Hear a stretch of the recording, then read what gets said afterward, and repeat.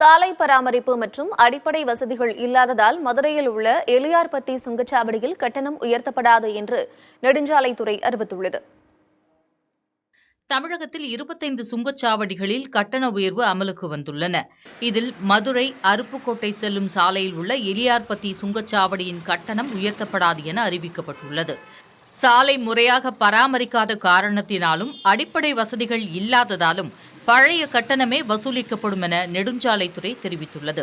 அதன் அடிப்படையில் car, van, jeep உள்ளிட்ட வாகனங்கள் ஒருமுறை சென்று வர பழைய கட்டணமான 90 ரூபாயே வசூலிக்கப்படுகிறது. இதேபோல சுங்க கட்டண உயர்வு ஸ்ரீபெரும்புத்தூர் சுங்கச்சாவடிக்கு பொருந்தாது என சுங்கச்சாவடி நிர்வாகம் தரப்பில் தெரிவிக்கப்பட்டுள்ளது. 6 வழிச்சாலையாக விரிவாக்கம் செய்யும் பணி மற்றும் பாலப்பணிகள் நடப்பதன் காரணமாக சாலைகள் ஆங்காங்கே சேதமடைந்து இருப்பதால் சுங்க கட்டணத்தை 3 ஆண்டுகளாக உயர்த்தவில்லை என மேலாளர் சர்வன் திவாரி தெரிவித்துள்ளார்.